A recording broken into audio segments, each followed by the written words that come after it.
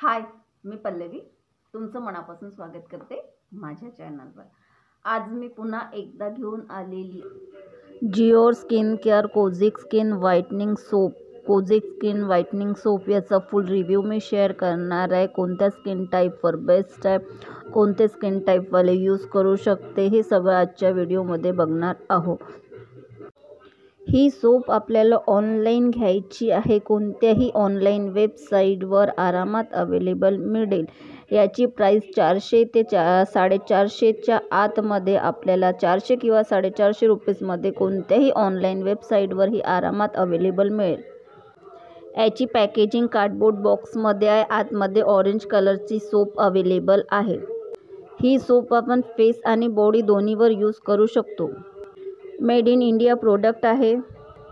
या सोपवर कोणतीही ingredients mention केले गेले नाही किंवा कोणतीही डिटेल्स मेन्शन केली गेली नाही। ही सोप कोजिक ॲसिडपासून बनली गेली आहे। या सोपच्या मेन इन्ग्रेडियंट लिस्टमध्ये कोजिक ॲसिड अवेलेबल आहे। कोजिक ॲसिड काय करते? कोजिक ॲसिड हे आपल्या फेसवरचे दागधब्बे कमी करते, सनटॅन कमी करते, आपल्याला क्लीन अँड क्लिअर स्किन देण्याचं काम कोजिक ॲसिड करत असते। उन्हामुळे आपली स्किन काळवटलेली असेल, हे कमी करण्याचं काम कोजिक ॲसिड करत असते। ॲक्ने पिंपलचे दागधब्बे कमी करते आणि आपल्याला एक लाईट स्किन, ग्लोईंग स्किन देण्याचं काम कोजिक ॲसिड करत असते।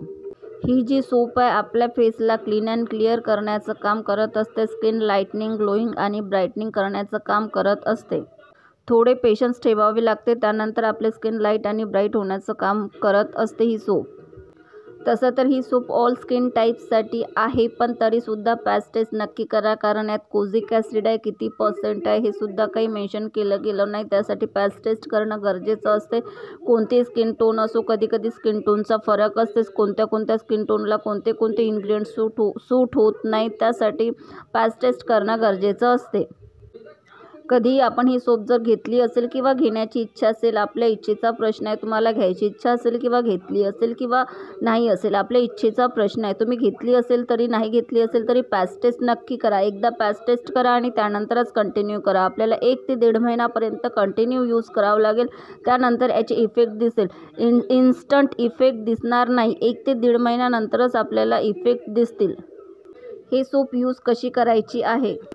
जसे आपण अदर सोप यूज करतो, म्हणजे दुसरे सोप यूज करत असेल, त्याच प्रकारे ही सोप यूज करायची आहे। डे आणि नाईट दोनदा यूज करायची आहे। बॉडीवर सुद्धा यूज करू शकता, फेसवर सुद्धा यूज करू शकता। तसं तर ह्या सोपमध्ये काही साईड इफेक्ट नाही, कारण हे एक सोप आहे, पण कसं असते, स्किन टोनचा प्रॉब्लेम असते, कोणती स्किन टोन वेगळी असते, कोणती स्किन टोन वेगळी असते, त्यासाठी पॅच टेस्ट नक्की करा आणि त्यानंतर कंटिन्यू करा। जर काही साईड इफेक्ट झाले तर ही सोप यूज करू नका, आणि साईड इफेक्ट नसेल तर यूज करा। तसं तर तुम्हाला साईड इफेक्ट नाहीच होतील, तरीसुद्धा एकदा पॅच टेस्ट करून बघा आणि त्यानंतरच कंटिन्यू करा।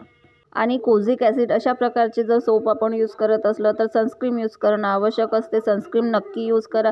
डेला जर यूज करत असेल, यूज केल्यानंतर जर उन्हात निघत असेल किंवा आपण बाहेर निघत असेल तर सनस्क्रीन यूज करा, त्यानंतर तुम्हाला लवकर इफेक्ट दिसतील आणि स्किन काळी होणार नाही आणि साईड इफेक्ट होणार नाही, इफेक्ट दिसतील।